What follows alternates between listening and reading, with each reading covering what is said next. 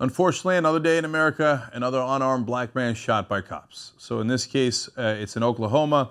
It's Eric Harris, who is 44 years old, shot by Robert Bates, who is 73 years old. Now, he's a reserve deputy in Tulsa. It's a weird situation. He's not really a cop. Now, why in the world was he out there? I'll get to that part of the story a little bit later. It's very, very interesting. Now, we got to show you the video.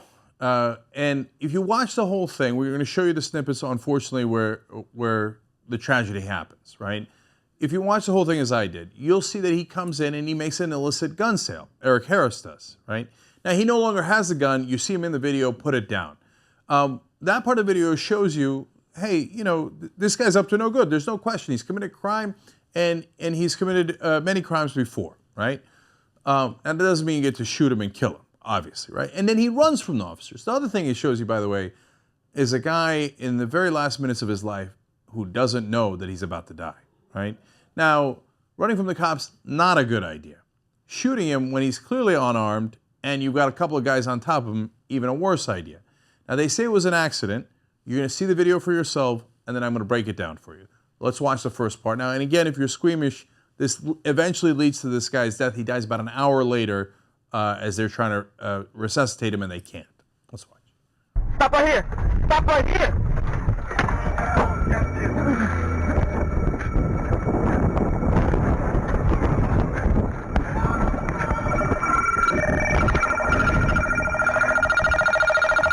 All right, Leon! I need to roll on your stomach. Now! Here! I'm sorry. Oh, shit! Oh, shit, man, he shot me! He got me! Oh, God! Stop fighting! Now, I'm going to give you the exact quotes that you saw in that video in a second. Unfortunately, there's more here. Now, I think the reaction of the cops after they shoot him is arguably even worse. Watch. Oh, what the fuck? What the hell? Oh, he shot me! He shot me! You mad, motherfucker? You hear me? You're fucking mad, bro! Shut the fuck up! Oh, God! Oh, he shot me! I didn't do shit! He shot me, man! Oh, my God! You didn't do shit? You didn't do shit? You hear me? I'm losing my breath. Fuck your breath. I'm losing my breath. Fuck your breath. Boy, unfortunately, that is the emblematic of a lot of what has happened in this country with cops who don't seem to care a lot about the people that they're dealing with. Right there in a nutshell, man. It's clear as day, right? So let me break down the quotes for you guys. First, an officer asks for a taser when they've got him down. This part of it is normal. They say taser, taser. So they're asking for the taser. Now, you know, you can make an argument with all those guys there that they didn't need to taser him, but I don't really care about that. That would have been fine, right? Instead, of course, Bates shoots him. And in the tape, you can hear he says, "Oh, I shot him. I'm sorry." Now, the rest of the cops don't seem to be so sorry. First of all, let me show you a picture of Eric Harris on the ground. At that point, you can see the blood running down his arm. So you saw it in the video, you see it in the pictures, and he says it over and over. He says, "He shot me. He shot me, man. I'm losing my breath." And that's when the Tulsa County officer famously says, "Fuck your breath." Now, there's more. The officer, as you heard there, says, when he says, "I'm losing my breath, I got shot," he says, "Shut the fuck up." Okay, but he got shot, man. He's got to let you know. You know what the officers claim later? "Oh, we didn't realize he got shot." What might have cued you in was the gunshot, which we all clearly heard. Another one is when he screams over and over, "I got shot." And the other one is when he says, "I can't breathe," and you tell him to shut the fuck up. And then the officer says, "You shouldn't have fucking ran." Yeah, I agree that he shouldn't have run. That's not a reason to execute him. And you shouldn't have shot him. Now, the guy who said that isn't the guy who shot him, but I'm saying overall with the cops, okay? And then again, the cop's final answer is haunting. Fuck your breath. There we have it, man. They don't care about you. Who cares about your breath? Look, if I'm in a fight, even a fight for the death, a fight with a guy I hate, and I wind up accidentally shooting him, I think my human reaction is going to be, oh my God, what have I done? And the guy who shot him said, oh, I shot him, I'm sorry. That's a good human reaction. Bad human reaction was when he shot him in the first place, when he thought he was reaching for his taser. That's what he says now, right? And he accidentally reached for his gun and shot him. He's not a cop. He shouldn't have been out there in the first place, okay? But to me, the rest of the cops were like, you're dying, you're bleeding to death right there. I can see it with my own eyes. I heard you get shot. Fuck your breath. I don't care about you, man.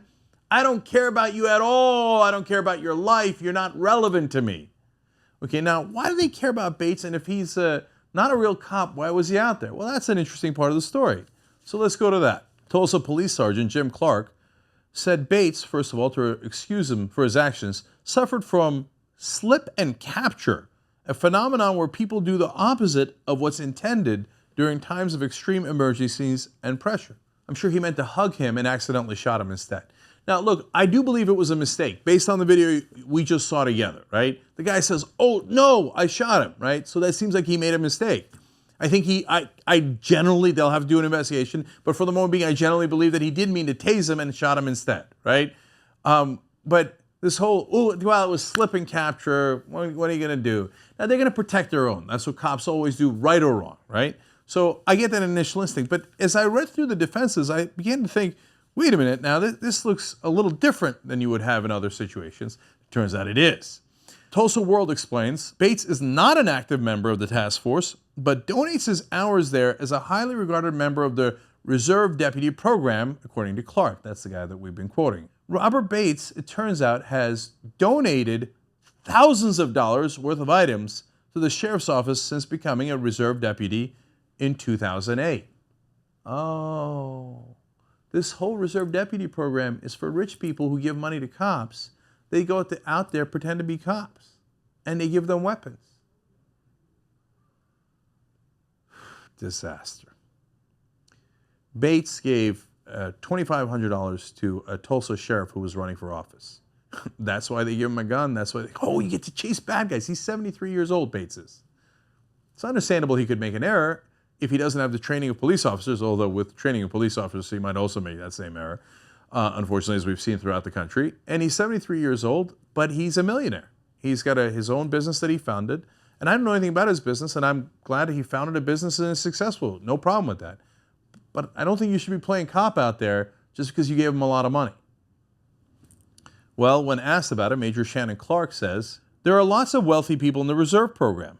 Many of them make donations of items.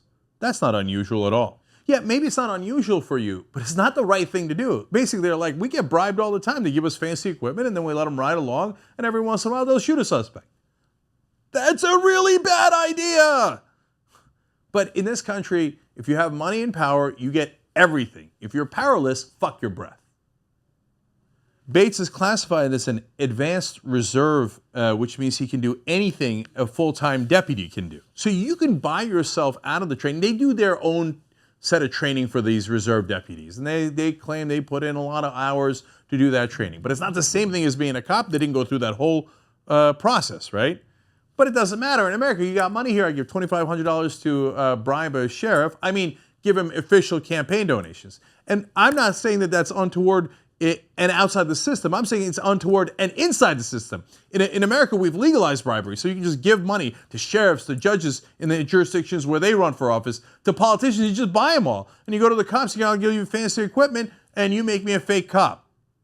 And that's what happened here. By the way, supreme irony. The glasses that have the video cameras in them is why we have the video footage. Those appear to have been donated by Robert Bates. Okay, now, finally, when we turn to the cops and their reaction to Bates, what do we have? We have nothing but wall-to-wall defense of Bates. Of course.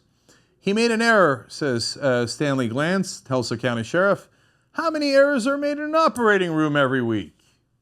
No big deal. But when you guys make an error, it's really, really serious. Someone dies. Someone did die. And in the operating room, when they make an error, they don't go, oh no, we made an error. Well, fuck your breath. It's not really how it works. Tulsa Police Sergeant Jim Clark, who investigated the case on Friday, determined that the shooting was not a crime and did not violate department policy. Think about that. Think about how amazing that is. When you accidentally shoot someone to death, that does not violate department policy. Apparently, department policy is shoot anyone you like. Shoot them on purpose, by accident, graze them, hit them, kill them. It doesn't violate department. Look, you can say it violates department policy, obviously, but because of these reasons, we're not going to take action. They didn't even bother doing that. Doesn't even violate policy. Perfectly fine. Well, now you know if you live in Tulsa. Cops can shoot you dead, and it doesn't violate their department policy. Finally, Clark determined that Bates was a victim of this phenomenon. So the guy who shot the guy dead is not the aggressor, is not the guy who's at fault. He's the victim. Why are you guys bothering our poor millionaire who gives us so many toys to play with just because he shot a nobody? That guy, man, is he a real citizen? He's one of us? He's to be protected by the... No! He's a criminal. He's a nobody. He's powerless. He doesn't count. Fuck his breath. Thank God the district attorney stepped in here and did not agree with the cops. The cops would have swept it under the rug, as always, but it's... No. There are always a few bad apples. It's never the cops' fault, except the cops cover for every time when there's a shooting of someone unarmed. I know, I'm so unfair when I say it's all the cops. When the cops say, come on, man, it doesn't even violate our department policy to kill you in the street. Anyway, the attorney in this case, the prosecutor, said that he is going to be charged. Oklahoma with second-degree manslaughter. Oklahoma law defines culpable negligence as the omission to do something which a reasonably careful person would do, or the lack of the usual ordinary care and caution in the performance of an act usually and ordinarily exercised by a person under similar circumstances and conditions. Can you really argue that he did exactly what a reasonably careful person would do? If you can't argue that, I think we need to have a trial about it. And if it was up to the cops, we never would have had a trial because Robert Bates counts and Eric Harris doesn't count. That's how they view us. That's the really, really sad reality of today's America.